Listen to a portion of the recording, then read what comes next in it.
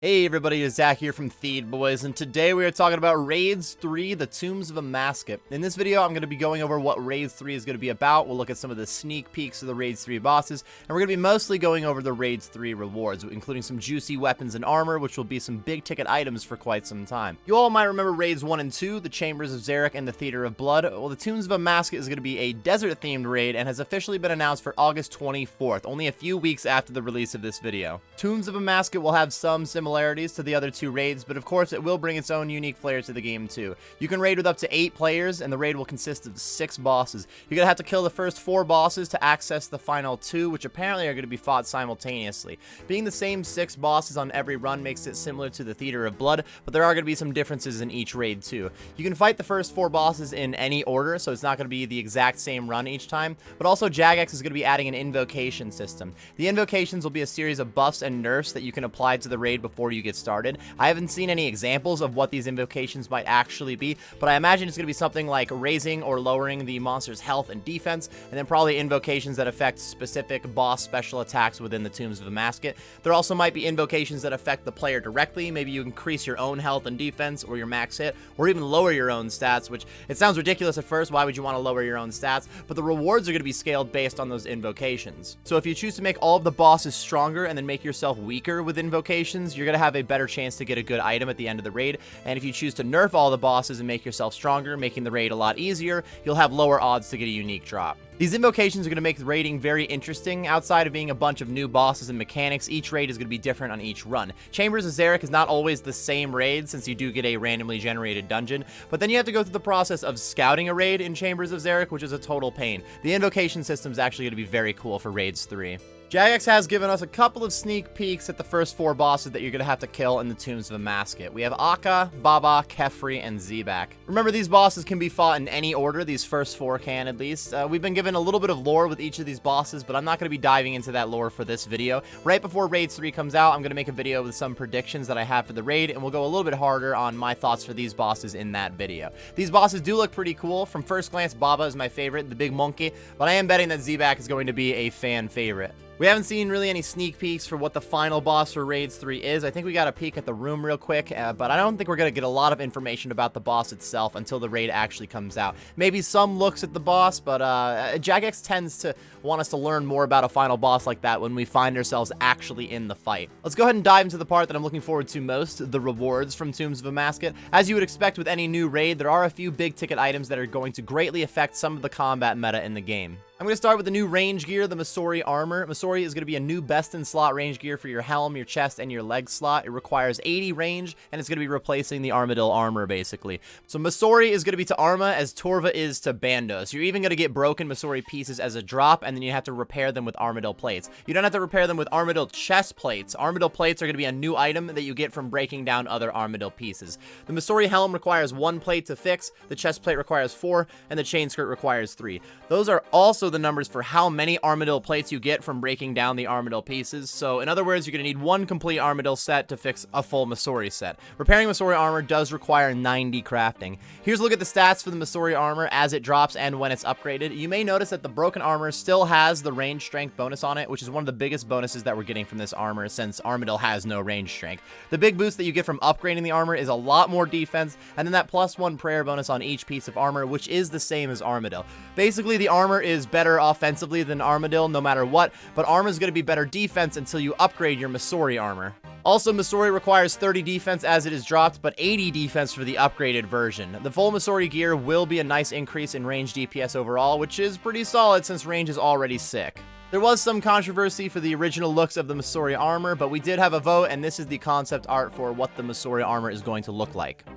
Next, we have what I'm assuming is going to be the big ticket item. The Shadow of Tumeken is kind of like the T-bow or the scythe of this raid. I don't think that the Shadow of Tumeken is going to be quite as hype as the T-bow or scythe is. Once the raid has been out for like a year plus, I don't think it'll be the most expensive of those 3 items by any means, but the staff is the biggest drop from this raid, and it's going to be pretty sick to use in a lot of places. You are going to need 85 magic to wield the Shadow of Tumeken, and it is a 2-handed staff. It'll have a built-in spell like a Trident or a Sanguinesti does. To charge the staff requires Soul Runes and Chaos Runes. Unlike the Trident or the Sanguinesti, the Shadow of Tumeken is going to attack at a 5-tick pace. That's the pace of the Scythe and the T-Bow. The staff's base max hit is your magic level divided by 3 and then +1. So at 99 magic, you would have a 34 base max hit. This can be increased with the Imbued Heart or Overloads during Raids 1.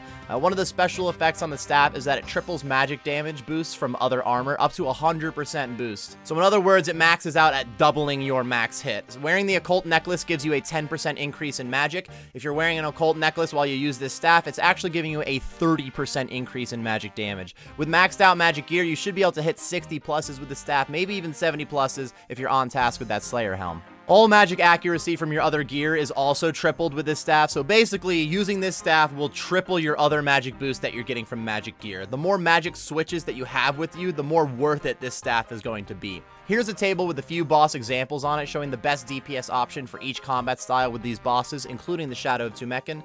From this table, it looks like the staff is going to beat up a few God Wars dungeon bosses, and it'll be pretty solid for like KQ and even Vespula from Chambers of Xeric. That's what the Abyssal Portal is there.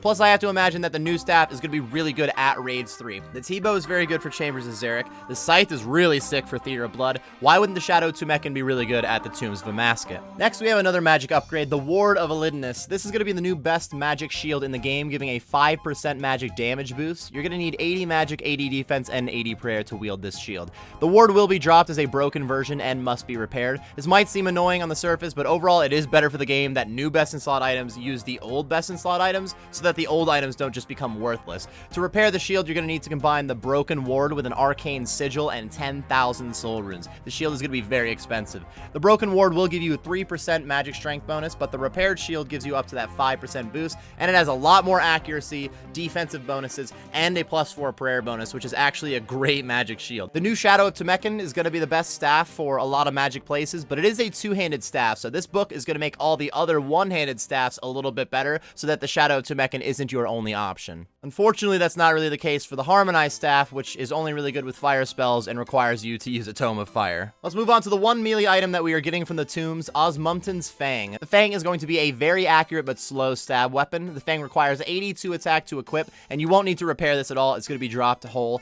Most weapons, when they hit, they roll between 0 and your max hit. This Fang will instead have an increased minimum hit and a decreased maximum hit. So you'll see less zeros, but you'll max out not quite as high. For example, if your max hit was a 60, instead of rolling between 0 and 60 when you do hit, it will roll between 9 and 51. Outside of having the increased minimum damage, the Fang is also very accurate for being able to land that hit in the first place. Trying to land that hit, the Fang is just going to roll twice instead of once, so it should be twice as accurate as it normally would be. You should see very few zeros from using this Fang. Jagex admitted that the Fang won't be best in slot at a lot of places at first, but it does open up some space for bosses with higher defensive stats. It will be very solid at the Corporal Beast since it does count as a spear and it won't have its damage cut in half. I also think that it's going to be solid against Nex, who is weak to stab but does have a lot of defense. The Fang won't be the big ticket item here, but it is a very interesting drop.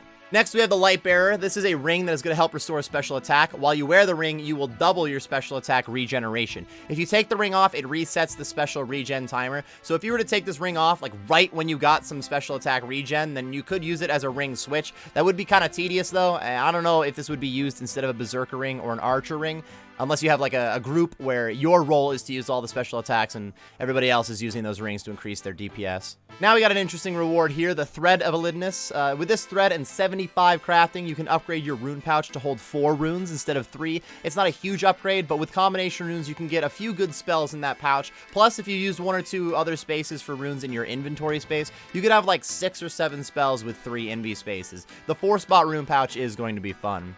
Lastly, we have the Karis Partisan Jewels. There are 3 jewels that you can get from Raids 3 that can be added to your Karis Partisan. The Karis Partisan is a one-handed spear that you get from completing the Beneath Cursed Sands quest. You also have to do Beneath Cursed Sands to even do Raids 3. Only 1 jewel can be added to the Partisan at a time. The Breach of the Scarab jewel is going to be the only one that can be used outside of the raid. This jewel adds 33% accuracy to Calphites, Scarabs, and Beetles, which will be very interesting specifically for the Calphite Queen. The other 2 jewels will actually help out within the raid. First, we have the Eye of the Corruptor. When you put this in your partisan, it will gain a special attack called the Wrath of Amascut. This will require 75% special attack energy. The special attack has double accuracy and a 25% increase in strength. Any enemy that is hit with this special attack will receive 25% more damage for the next 6 seconds. So using this right before your team dumps some DPS like a claw spec or something does go a long way. When you use the spec, you won't be able to attack for another 8 ticks, which leaves you only 2 ticks left on that 25% increase. So it's a little bit more helpful for your teammates, though you do get that 1 bonus hit.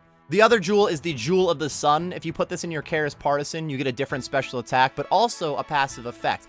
Anytime you kill a monster within the Tombs of Amascut using the Jewel of the Sun partisan, you will lose 5 prayer points, but you'll heal 12 prayer points. You can even overheal up to 20% above your maximum hit points. The partisan will also have a plus 25% accuracy when an enemy is under 25% health, making it easier to finish a kill with it. The special attack from the Jewel of the Sun is pretty sweet. It takes 75% special attack energy and also requires 50 prayer points since it will be draining those 50 prayer points. That should be only 25 if you're wearing a Spectral Spirit Shield though. The special attack will fully heal you. In fact, it will 20% over heal you. So if you have 99 hit points, it should set you at 118 or 119 health, depending on how they round it. It'll also cure poison, restore any drained stats, and fully restore your run energy. It is interesting that all of these buffs from the Jewel of the Sun are going to drain prayer points. Either Jagex is planning that we're going to buy a lot of prayer potions, or their goal during the raid is to make us use less prayer from other means, like avoiding attacks instead of just tanking them with overheads on. Both of the jewels that can be used within the raid have pretty sweet effects. I'm very interested to see how they're going to be used in a team setting.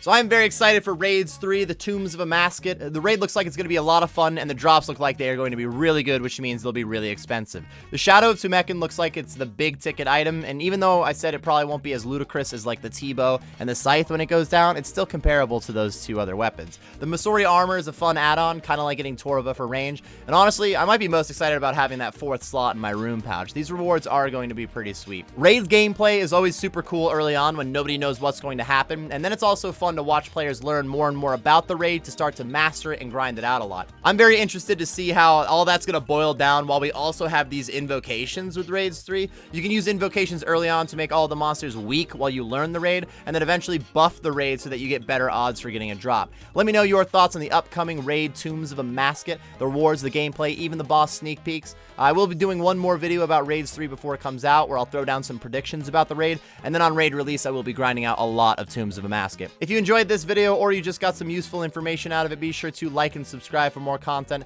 I do stream on Twitch, which should be linked on the screen and in the description, so if you've been enjoying the vids, be sure to check me out on the Twitch side of things. Thank you very much for watching this video, everybody, and best of luck on your grinds.